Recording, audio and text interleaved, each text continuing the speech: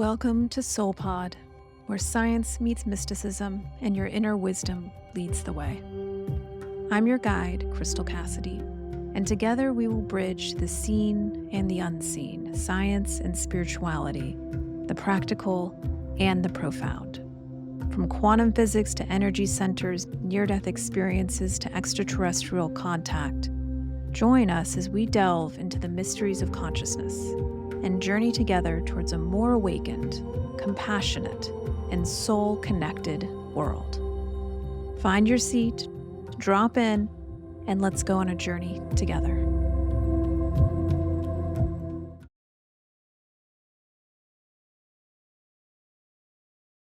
Welcome back, light beings. Another episode of the SoulPod podcast. I'm Krystal, CEO and founder of SoulPod.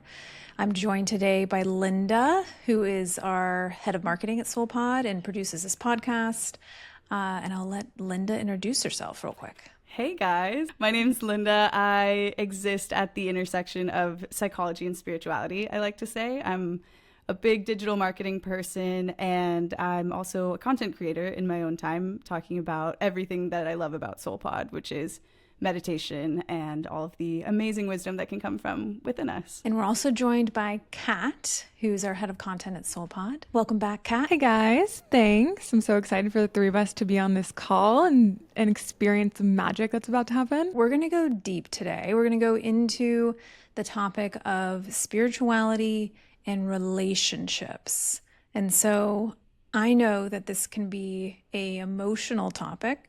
So we're going to do a little grounding meditation before we get into our conversation today. So for all of you that are listening, if you want to close your eyes right now, maybe put your hands on your lower belly and exhale all of the air out of your nose. And then inhale through your nose with control to a count of 5. 1, 2, 3, 4, 5. Holding the breath for 2, 3, 4, 5. And a controlled exhalation for 2, 3, 4, 5.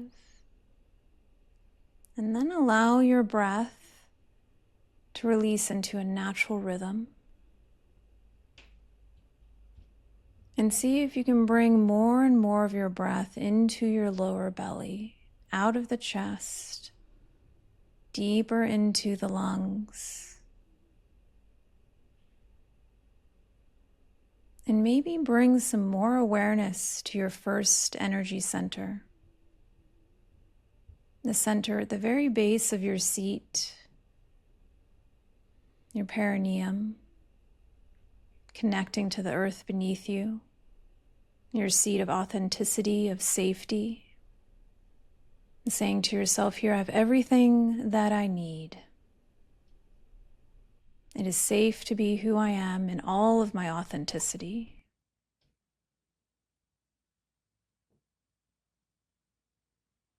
And noticing your second energy center, the very base of your spine. The seat of emotions, of our connection with other human beings in relationship. The introduction of duality, of having two perspectives on truth.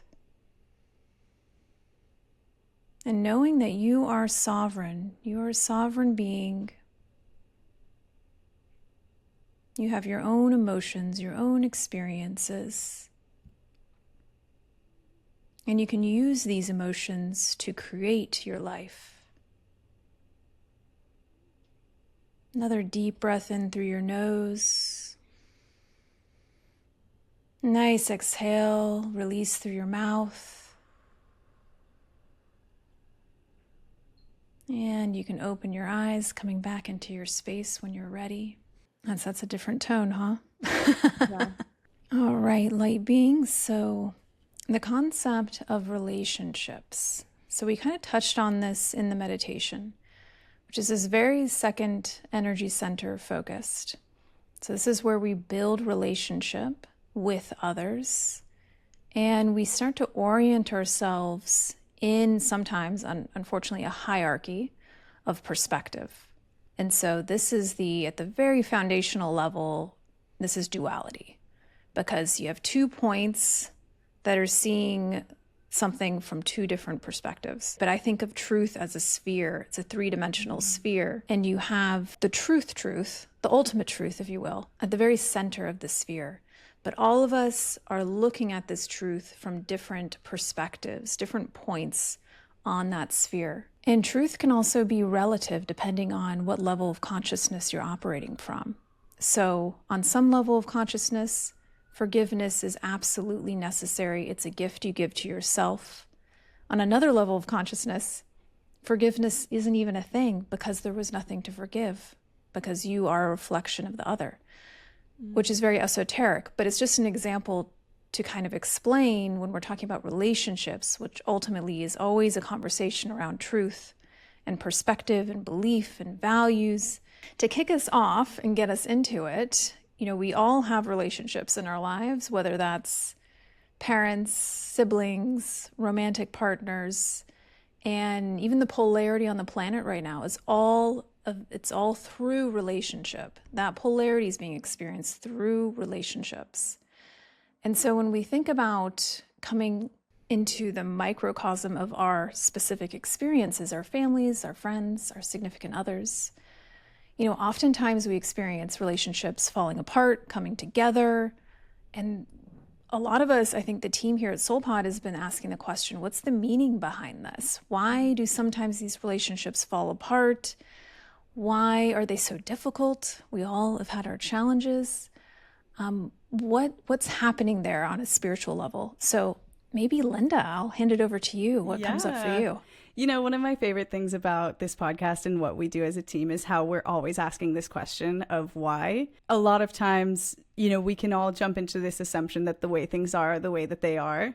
But the best part about adopting a spiritual growth journey is the fact that the way you see things is not necessarily, the way that they are. Mm-hmm. And when I think about relationships, especially right now with things being slightly more trying and slightly more polarized and more intense, what really comes to mind is wanting to find that nuance, mainly because, like you said, it's a gift to ourselves, even when it is such a challenging thing to do. I do think that, ultimately, any relationship that comes into our lives, even the ones that stay and remain tense, they do serve a purpose. And that doesn't mean that we always find that purpose right off the jump. But there is definitely a reason behind it. There's always a growth opportunity behind it. And whether or not you get to change that other person's mind is a different, issue. But where is the growth opportunity that you're going to get as a gift for yourself, rather than simply, accepting the way it is as the way it is and thinking, I'm stuck, I'm a victim. Where's the gift? Where's the opportunity is how I see relationships. Mm-hmm. But what do you think, Kat? Yeah, I think similarly, the people who are in our lives and these profound relationships, whether it be our siblings, parents, our significant others that come through in our life, we have some sort of soul contract with them. We talked a little bit about this as a team as well.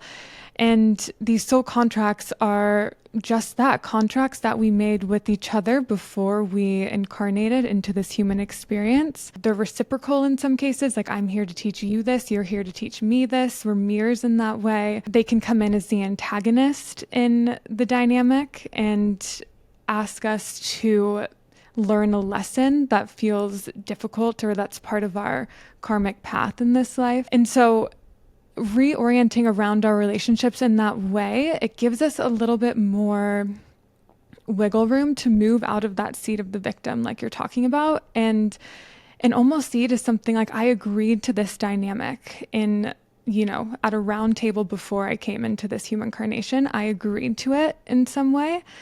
And reorienting around that dynamic is like you said, what is it here to teach me? What is the lesson here? And I think what we're going to get into a lot in this conversation is that intersection point where you're met with the decision of, especially where this person may come in as the antagonist, you're met with the decision of, do I remain in relation with this person and, try and reorient us both around a common truth?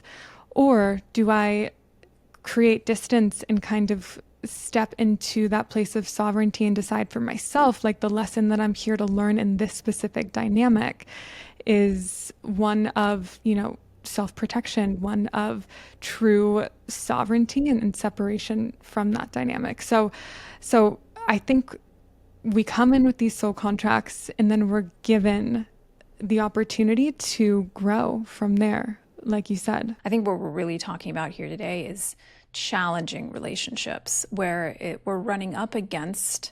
feels like we're running up against someone else, but it's our capacity to love and hold someone else is limited by our ability to love and hold ourselves. Oof, yes. So when we're finding that we're coming up against something, it feels like that in somebody else, and they're not seeing our point on the sphere in relation to the truth. They're having a hard time understanding our perspective.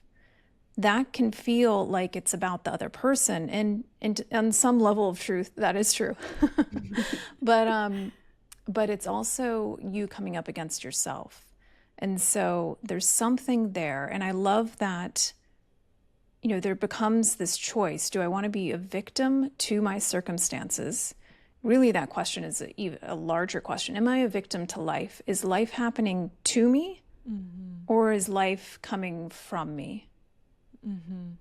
And I think depending on how you answer that question can really shift how you move through relationships. Yeah. Is life happening to me, or is life coming from me? Now, the life coming from me, I don't necessarily mean that I do in some way, that you create your reality, and I know this is also hard because when we experience circumstances that are challenging and difficult, it's like, why would I create this? And there's always some sort of dynamic, energetic, that is asking to be harmonized through us as a vessel. And so how much can I open my heart to hold this discomfort or this challenge? There is a certain capacity there. Maybe I'm only able to open my heart to a certain degree, and then that's where boundaries come in, because that's my current capacity. And so you always have to give yourself some grace depending on where you're at. Like, I know for myself, I'm like, oh, I should be able to handle all of this like really challenging stuff. And then you're like, okay, I have my limits, and I'm feeling into what those limits are. And I'm curious about those limits. Like, why is that my limit? Yeah. Why can I not hold that person in my heart right now? Right. Where's my limitation for unconditional love? Because that's that always fascinates me about any conflict, is like all most of us want is to be held and to be accepted and to be loved, But like Kat was saying, there is kind of a heroicism in being able to say, like, well, maybe I wanted to experience what it would be like to be in this very trying time, in this very trying circumstance, so that my soul gets the chance to grow. You didn't create, people who have prejudices or anything like that, but maybe on some level there's this challenge to get to experience such an extreme feeling and an emotion that most people won't have the opportunity to feel, so that you can reach back to the people who are following and support them, Yeah, I think to your point there, Linda, you hit on something really important, which is, again, when we talk about the truth being relative to the level of consciousness, from the ego personality perspective of Krystal, part of my soul being in this human incarnation, I'm not going to choose so many things, right? Like from this perspective. Yeah. But when we talk about choice from a soul contract perspective, that's at another level of consciousness. Like, I really think that's important for people who are listening to attempt to understand, because it's hard to understand from human perspective, but the soul is all encompassing. A lot of times we travel together as a soul family, and we're it seems like alternating roles in different lifetimes, which are really all simultaneous lifetimes. And in some past life, which I have experienced and accessed, certain people who were the perpetrators in that life, that switches. And that's really hard to wrap your head around. But from a cosmic perspective, you could imagine that is opening a portal for so much more understanding. When you're starting to see both sides of that sphere, one person or one soul's been over here, the other person's, then we alternate and we're like, oh, okay, I can understand, not human brain understand, but expansive soul understand those two experiences better. And we start to build harmony or something along those lines. I don't know, Kat, what do you think about the soul contract since you brought that up? I feel like even in my own life specifically, experiencing that extreme duality between two souls, and in my case, this is within my immediate family system. And I can feel the connection, like the energetic friction between the souls, because there's such a dichotomy between the way that we inhabit this world in this incarnation, especially being in the spiritual world, kind of like you touched on, Krystal. There is like a almost expectation to have unbounding compassion. And I do think there's a level of consciousness where you get to that space where you do have a boundless amount of compassion, because you, like you said, you can see the other side of the sphere. You can understand somebody's state of being, especially if they're in a place of fear, suffering, contraction. And especially with soul contracts, I think one of the biggest lessons that we're being asked, especially this year, is to maintain our clarity and really ground into our knowing and to our sense of self and autonomy, and feel safe enough to create a boundary that's perfect for you. You know, like that's going to be different for every relationship and every dynamic, but to create a boundary that specifically works for you. And that might mean having unboundless compassion from over here or from over there, right? And creating that distance and allowing for that to be okay, and allowing for that to be the lesson that you were meant to learn in this lifetime from that specific soul contract. And I think that's just a lot of what's coming up this year, is like really we're being asked to like whittle down all of our relationships and ask ourselves, what dynamic and what relationships feel aligned, and what dynamics are asking us to be steadfast in our clarity and in our devotion to growth and to evolution. And some of, that makes me think in a big way too. It's important to recognize, yes, having compassion for the person is important, but I really like how you were saying it, which is like having compassion for yourself is equally, if not more important, and like, yes, this person is in your life to play a certain role to help you grow, but also remembering that you're there to help them do the same, like how lucky are they that they get to have that experience with you? They get to grow because of you having the courage to stand up for yourself. Yeah, I think loyalty does not have to mean self-sacrifice. Totally. Yeah. But we always think it does. Yes. Loyalty does not mean self-sacrifice. I think in spiritual work, it can get so challenging along this concept of compassion, which is empathy plus the desire to assist, to help, to be of service. And if that compassion doesn't include yourself, then that's not really compassion. And I think there's like a little bit of a Talk's definition of compassion that has been birthed in the spiritual world, which does not include yourself. It's like it is analogous with self-sacrifice. And I think it's important that we're really clearly saying like compassion does not have to mean self-abandonment, dissolving any of your boundaries to make sure that the other person is okay. It's not compassion. It's martyrdom, really. My heart breaks for the empaths everywhere who think that they're doing the right thing by not like breaking someone's heart or hurting someone's feelings. Having been one at one point in time, I wish I could just like go back and look at past me and be like, hey, don't you deserve to be happy? Like in the same way that you're, like you said, being a martyr for someone else's happiness, like don't you deserve to also stand up for yourself? I think when you're establishing those boundaries, you'll know that they're the right boundaries when you've done the inner work and you feel like you're in your heart space, you're in your inner alignment, And so I think there's a different vibration or a different energetic between boundaries that are established out of fear. Doesn't mean that boundary doesn't need to be there, but if you can establish that boundary out of compassion and care for self and the other, that's a really powerful boundary. That's a really powerful energetic.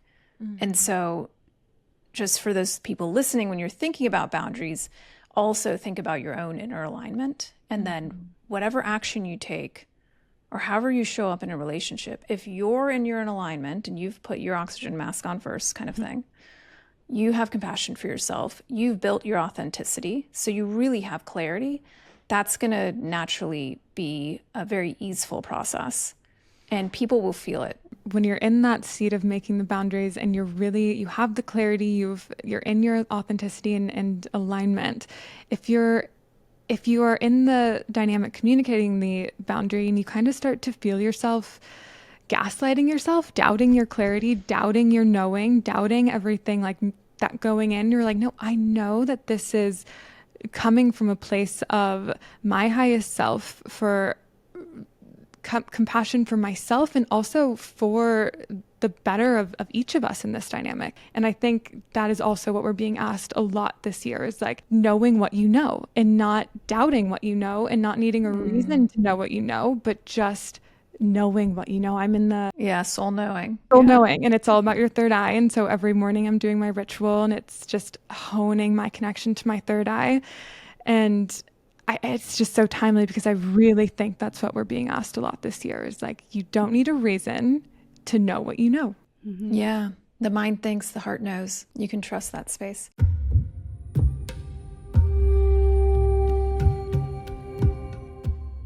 Something special happens when we step away from the noise of everyday life and into a space of amplified presence and deep devotion to our spiritual growth. A space where we're seen, supported, and reminded of the light within us. That is exactly what you'll have the chance to do on our SoulPod retreat. We are so excited to invite you on this 4-day immersion in Joshua Tree, California, August 28th through 31st. Specifically designed to illuminate your path and harness the light within. From guided meditations under the stars to transformative breathwork journeys, this is more than a retreat. It's a portal into the next level of you. You'll be held in a sacred container with like-minded souls, moving from the earthly into the mystical, expanding your intuition, deepening into your purpose, and activating your true energetic potential. If you're ready to dive into the mystical with us, join Krystal, myself, and the amazing SoulPod team in the desert, under the stars, in the stillness, and beyond the veil. Head to www.soulpodapp.com/retreat to learn more and book your alignment call. Spaces are limited to just 12 light beings for this journey. So if you feel the call, listen.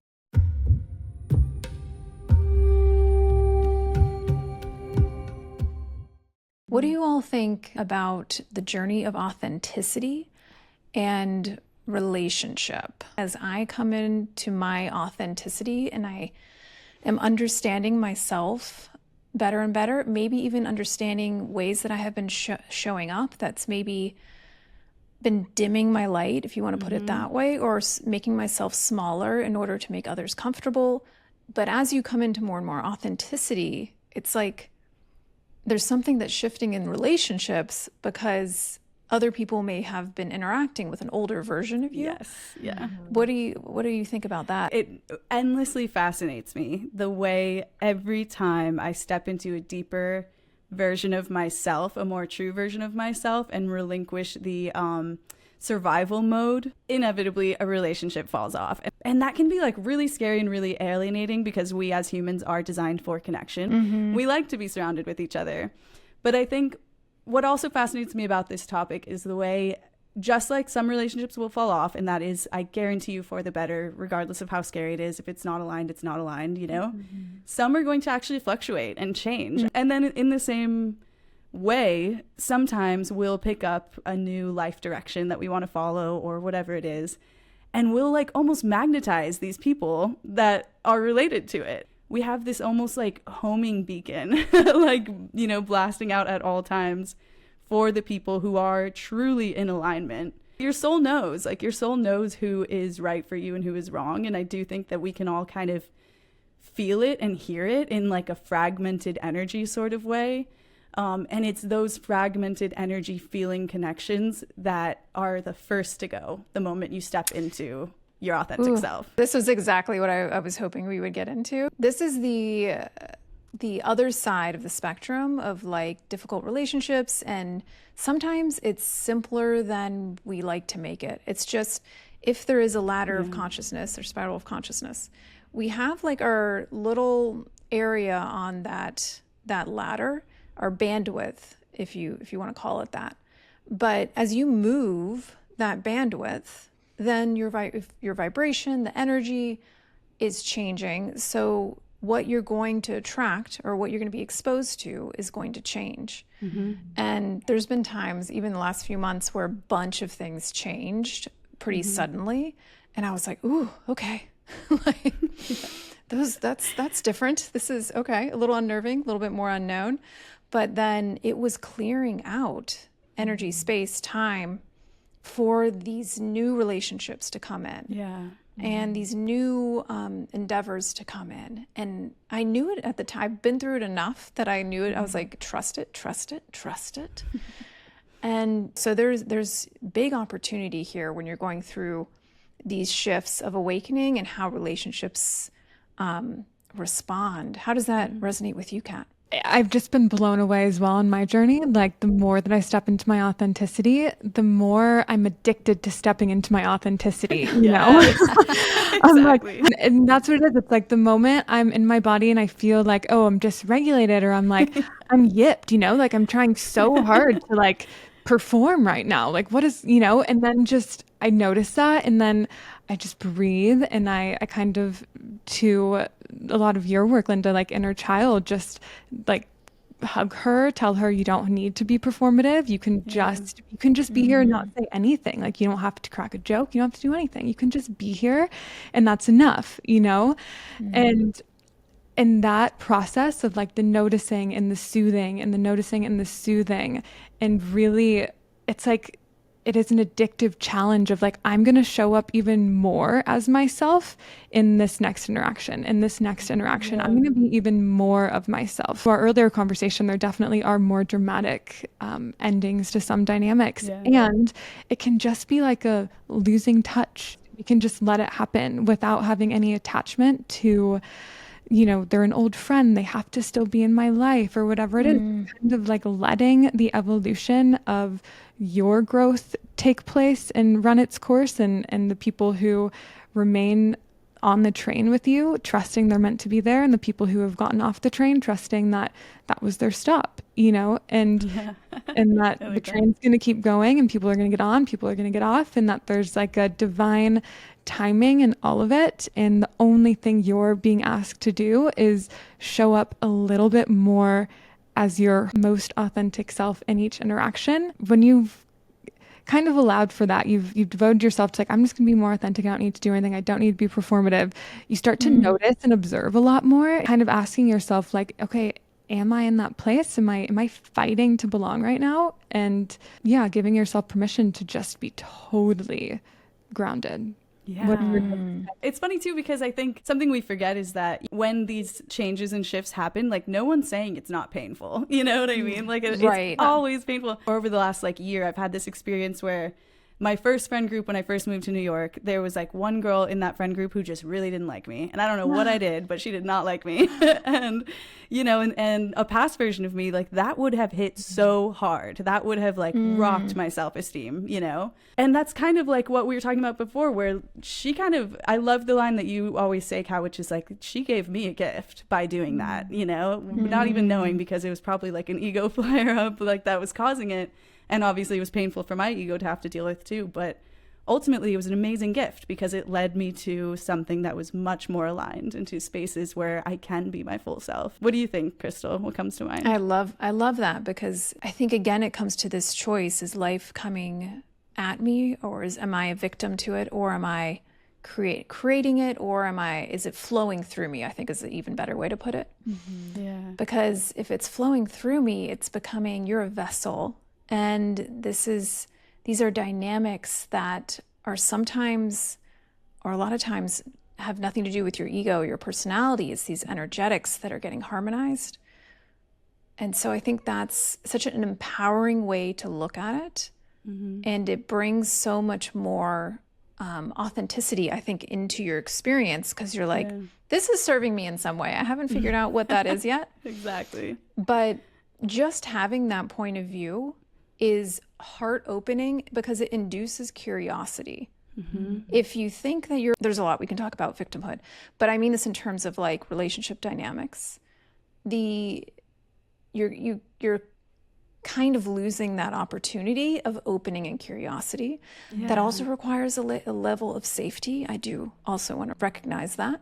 If you can stay in that curiosity, you can stay in your heart, you can stay open, then what you're meant to receive or experience through that relationship is going to meet you.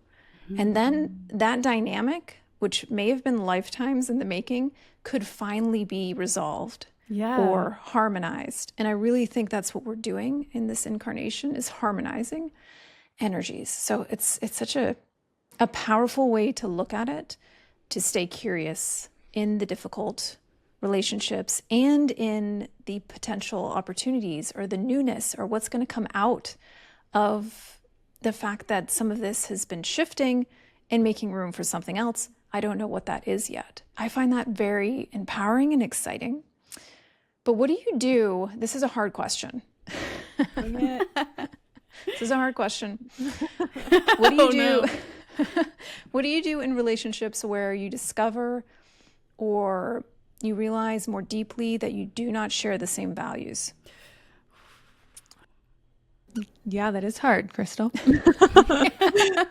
Yeah, in relationships where it comes to light, where you do not share the same values, I think the first thing that you are invited to do is authentically communicate. Like, that feels like the scariest thing to do. And I think that's why that's what you're being invited to do. You know, it's like to finally, and I say finally because for a lot of us, you know, we've spent like decades abandoning what we value so that we can be chosen, quote unquote, especially like in romantic relationship, right?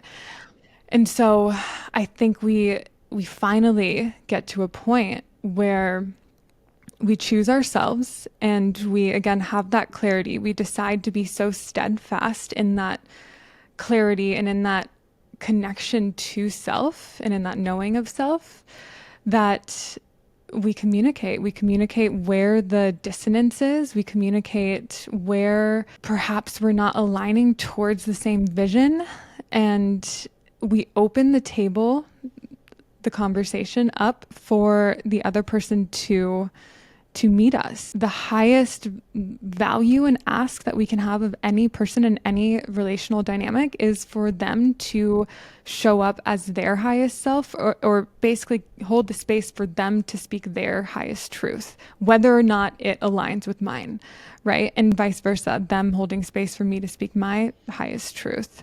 How do you manage judgment in those situations? Like, how do I not judge them if they don't align with my value? Or even if you do, how do you move through the judgment? I think just hold it as human and I guess like sit with it as part of the human experience. Like, it's nothing that you're doing wrong if you have judgment. But I think coming back to that sphere, it's like my values and my vision doesn't necessarily, it's not universal truth. It's truth for me, and I know that. And I will be steadfast in that. They have the right to exist on the opposite side of the sphere. The highest value that we hold as a relational entity is for both of us to openly communicate both of the, like, wherever we're sitting on that sphere, and detach from the expectation of us remaining together. And I think that's hard in our Western culture, where we are married, you know, where we are contractually bound to the other person. And again, I think even in a marriage, I'm moving towards that. And it is something that I bring up often in conversation with my partner, of like, just because we're getting married, it doesn't mean we're we're bound to each other. Like if there's ever a point where our truths, our values, our visions don't align, we're both sovereign beings, and there's peace in that, you know? It's like it's something we feel drawn to, but there's peace in the sovereignty that we each get to assert, and staying steadfast to our clarity and our truth and our values. When we talk about those bandwidths, those vibrational energetic bandwidths, sometimes, you know, we start off in a relationship and we're on the same bandwidth, even if like a little bit off. But once it goes like this, then it becomes challenging. You're just no longer on the same vibratory bandwidth. Yeah. And this is a big challenge right now. Yeah. And I think with the polarity in our individual relationships and at the collective level, it's forcing things to the surface. So what you were talking about, Kat, was having those authentic conversations, things that have been under our perceptions, which maybe is part of that sphere that we haven't been looking at, is asking to be seen.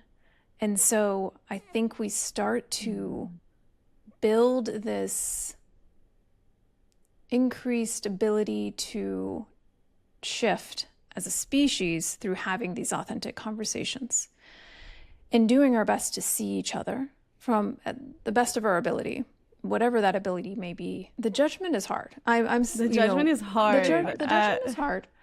It's hard not to like get into a retaliation space when it comes to like, especially being on the like receiving end of judgment is hard, you know? Yeah, I'd love to hear, yeah. Linda, kind of what's your feeling about. I can share what I've tested so far. And, Yes, you know, please, see if that please. like Spiritual scientist. yeah, exactly. Yeah. The spiritual scientist. I mean, just to give listeners context, basically the interrelationship struggle is the way that my parents see the relationship. I'm a queer person, and the way that my parents see my relationship is very invalidating. And what I've tried so far is starting with kind of playing by their rules, which obviously we all know when we try to shrink ourselves and fit into boxes, it simply doesn't work. And what's interesting is I've put so much time and effort into detaching from I have to earn acceptance. Probably in October or so, you know, right before the election. Ironically, I started to think like, okay, there's a big elephant in the room that me and my parents are not addressing, and it's, you know, it probably needs to be addressed. And at the same time, I was going through an extreme financial rock bottom, and I was like, career-wise, I have to figure something out. Like, I don't know what my next step is, but like, there's something trying to connect with me, and it's not coming through because there's a block here, you know? And ultimately, what that block ended up being was me having a point-blank conversation with my parents and just saying directly, like, I can feel the judgment. I can feel the ways that you guys are like pulling away from me. I know where you align on things. And I also know the type of person that tends to align is not someone that like likes me or particularly supports, you know, the relationship that I'm in. Ultimately, it was awful, and it was really painful because I got their truth, which is like, yeah, everything you're saying is right. As painful as that was, I think it also was fully what was cleared so that SoulPod could come through as like the best job I've ever had, so that other contracts could come through as like the best work I've ever done in my life, you know? Those only happened because of that moment where I said, well, for better or worse, I want to know where you stand, and I understand you don't accept this, but I'm the happiest I've ever been. And if that's not enough for you, then that's fine. But that's enough for me. So and then powerful. obviously, yeah. And then spending, you know, the holidays together, we kind of got to level out a little bit. There's still judgment. There's still distance. There's still, it's still hard to see. But ultimately, all I had to do that for was myself, you know, and I can't necessarily change people's opinions. I can only keep showing up as who I am. I do think that it's among the most humbling and meditative experiences I've ever had to say like, well, regardless of what happens, I'm going to find my own happiness, you know? there is a level of like zooming out and saying like, whoa, I'm playing a really important role in history here in some way, shape, or form, just simply by being me. The one and only thing that has worked to kind of mediate the judgment is just expressing myself and showing up and doing what it is that I do best. But what about you, Krystal? Because I know you and I level on these issues a lot. Yeah. Oh, Linda, thank you so much for sharing your story. That's, I think so many people are experiencing what you're talking about. So I appreciate and want to acknowledge your courage in sharing it. Because I think it's going to help. I think it's going to help a lot of people who are listening. I hope so. I can feel it healing my own heart. So thank you. Good. Yeah, I think that the judgment part is hard. And I love what you coalesced on, which is that when you focus on yourself and how aligned and what an amazing person you're becoming because of your dedication to your inner growth. Mm-hmm. You are facing kind of like head on your own shadows, being curious about the shadows of others. And I think when we do that work, and that's what we're about at SoulPod, it's not easy. Mm-hmm. It is for the courageous. It is for the light warriors, the light beings, the beings who are seeding this illumination on the planet right now. Mm-hmm. And I think that a lot of people listening are those beings. The bringing it back to your own creative force, and remember that doesn't have to necessarily be like anything physical. It's through who you are. It's through how you're showing up right now and who it is that you are, the energy that you're bringing to the planet right now. I mean, that is it. I think that is what this is all about, is in the midst of the chaos, in the difficulty, in the confusion, you can always go within and find that clarity. Yeah. Mm-hmm. All of those answers, I say this so much, all of that wisdom is there for you when you get quiet with yourself. Mm-hmm. And all of these dynamics, all of these challenges will start to become more and more clear. But speaking more specifically for me, I think it's a journey. And I think especially when you are doing this work and you're like, I'm going to look at all my shadows as they come up. And then you see something and you're like, ooh, I am in judgment. I am in some serious judgment. That is wrong. I am right. And it's also really powerful when you realize what it is that's going on within you. If you have not built the tools to know what's going on within you, which I think a lot of people don't have, then it becomes, you can understand a little bit more of how confusing it can become when you don't have those tools. And so I've certainly been going through challenges in my close relationships. And I think what I'm doing is similar to what Kat is talking about, is in my increased access to my authenticity, which for me, authenticity is showing up in a way that my soul intended to in this lifetime. Love. Beautiful. And you can feel when you're hitting it. So when that's coming in, that's when I am trying to be more self-expressed than maybe I have in the past, which I do think can surprise people. Yeah. Because I'm showing up a little bit bigger, a little bit brighter. Mm-hmm. And at the same time, like I said earlier, my ability to love and hold others is limited by my own ability to love and hold myself. And so it really comes back to, okay, if I'm in judgment, got it, I see that, let's go back into my heart. Mm-hmm. What else is true? What else is true about this? And I'm not necessarily looking to like understand the ins and outs of everyone else, because that can be really overwhelming. And that's not what this lifetime's about. It's really understanding your orientation, your alignment, your authenticity. And when people see you in your authenticity, and I think this goes for the relationships that I have challenges in right now, it's a mirror. It's an activator. You're an activator. If you're in your authenticity, you're going to shake up the people around you. Yep. And it's not always because you're doing something wrong or you're showing up in a way you shouldn't be. That's a story I've had to work through, is like, ooh, I'm doing something wrong because I'm making people upset. My authenticity isn't something wrong.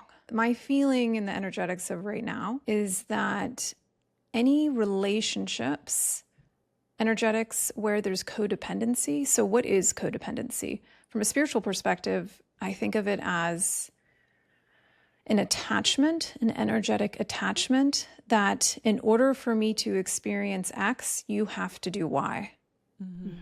It's that kind of contract or attachment. And if there's that energetic in your relationships, I think that's going to be a theme, it seems like, that's coming to the forefront to be seen as codependency. And for you to potentially explore, how can I release that attachment? How can I not expect or need somebody to do something in order for me to feel my wholeness and my worthiness and my power? Where can you let go of those needs, or the way that you're trying to fulfill that need is not serving you, if that makes sense? So I think we'll close today with that little note on codependency. And I really truly hope, we went into a lot of pretty potent areas in today's episode. And so I hope that this was helpful. I hope that it provides you another point on the sphere of truth to explore your own experience. And I want to thank Linda and Kat for joining us today, and sending you all so much love. See you next time. Bye, guys. Bye.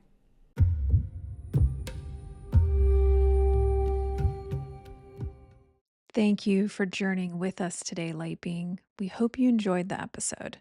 And before you go, we want to invite you to explore the SoulPod app, where you can immerse yourself in daily lessons, guided meditations, and breath work to develop a soul-nourishing daily ritual and tune back into your own inner guidance system.